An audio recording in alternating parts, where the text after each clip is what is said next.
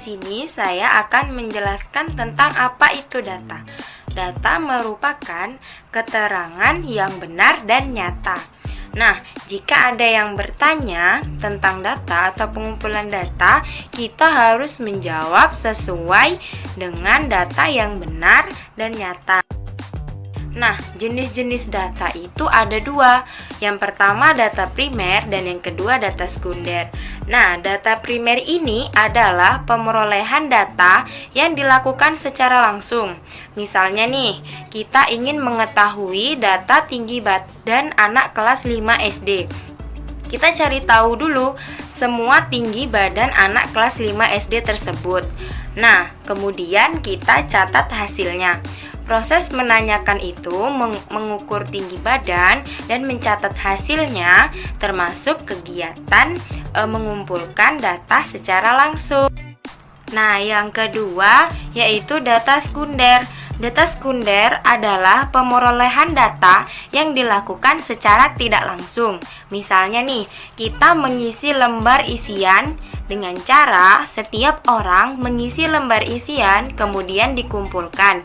Seperti guru kelas 5 SD ingin mengetahui mata pelajaran apa yang disukai anak kelas 5 SD. Nah, nanti anak kelas 5 SD tersebut mengisi lembar isian yang diberikan. Nah, setelah itu dikumpulkan kepada gurunya. Nah, itu tadi contoh pengumpulan data secara tidak langsung.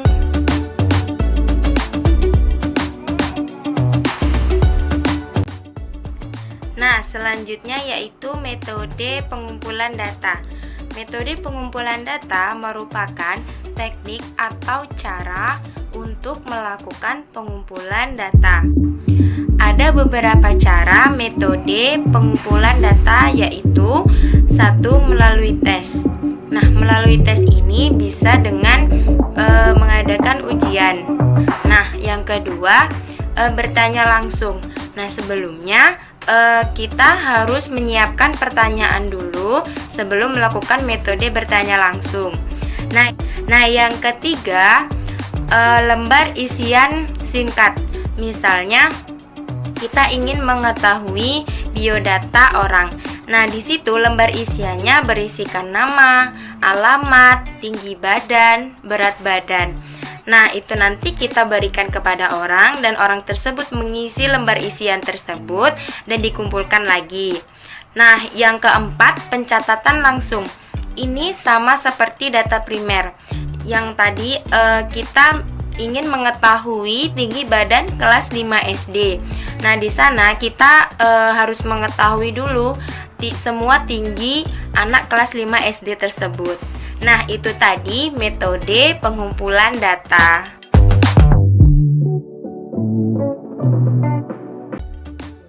Diagram adalah suatu gambaran untuk memperlihatkan atau menerangkan suatu data yang akan disajikan. Atau definisi diagram yang lainnya adalah lambang-lambang tertentu yang dapat dipakai untuk menjelaskan sarana, prosedur, serta kegiatan-kegiatan yang sudah biasa dilaksanakan dalam suatu sistem. Beberapa contoh diagram yaitu diagram garis, diagram lingkaran, dan diagram batang. Diagram garis adalah diagram yang berisi garis atau plot yang menghubungkan titik-titik data dan menunjukkan kuantitas dari data-data tersebut. Baiklah, saya akan sedikit menjelaskan cara membuat diagram garis. Diketahui hasil panen jagung perusahaan X selama 5 tahun adalah sebagai berikut. Pada tahun 2017, perusahaan X berhasil memanen 20 ton jagung. Pada tahun 2018, 40 ton jagung. Pada tahun 2019, 60 ton jagung. Pada tahun 2020, 40 ton jagung. Dan pada tahun 2021, 80 ton jagung. Langkah yang pertama yaitu kita buat terlebih dahulu garis vertikal dan horizontal. Garis horizontal menunjukkan tahun dan garis vertikal menunjukkan berat yang berhasil dipanen oleh perusahaan X. Pada tahun 2017, perusahaan X berhasil memanen 20 ton jagung, maka kita tandai tahun 2017. Di angka 20 ton. Tahun 2018 di angka 40 ton, begitupun seterusnya. Jika sudah kita tandai, maka kita tinggal menarik garis antara titik yang satu dengan yang lainnya. Nah, selanjutnya adalah materi tentang diagram batang dan diagram lingkaran. Diagram batang adalah merupakan salah satu jenis diagram yang menyajikan data dalam bentuk bar atau persegi panjang. Nah, panjang pendeknya bar dalam diagram batang mewakili nilai atau data tertentu. Diagram batang biasanya digunakan untuk mengetahui perkembangan nilai dari suatu data dalam jangka waktu tertentu maupun suatu jenis data dengan beberapa klasifikasi. Nah, perhatikan contoh diagram batang berikut ini. Diagram batang berikut ini menampilkan nilai matematika siswa kelas 5. Nah, berikut ada contoh soal. Sajikan data nilai ulangan matematika kelas 6 dalam bentuk diagram batang. Sama seperti diagram garis, kita gambar dulu garis horizontal dan vertikal. Nah, untuk garis horizontal kita untuk menaruh nilai ulangan matematika siswa kelas 6. Untuk garis vertikal kita untuk menuliskan jumlah siswa.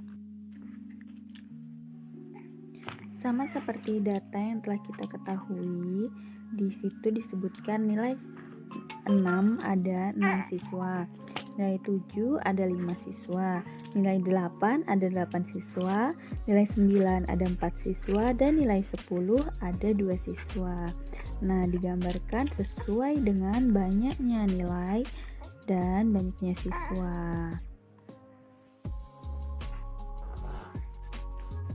Diagram lingkaran merupakan suatu diagram yang menyajikan nilai atau data dalam bentuk lingkaran.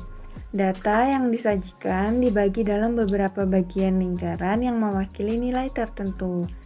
Nah, berikut adalah contoh diagram lingkaran, yaitu sebagai berikut. Padi 50%, jagung 20%, bawang merah 15%, bawang putih 8%, dan ubi 7%.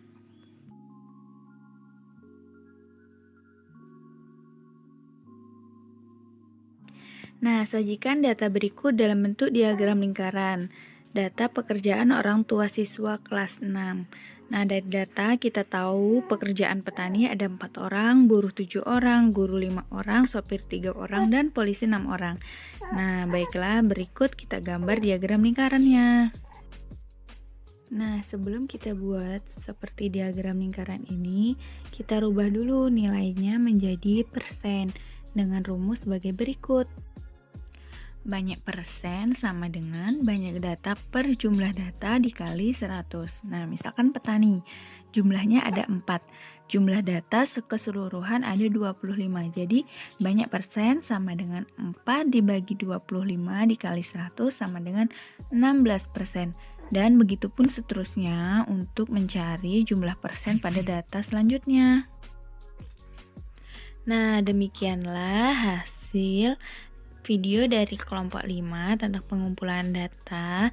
Apabila ada kekurangan kami mohon maaf, dan kami akhiri. Wassalamualaikum warahmatullahi wabarakatuh.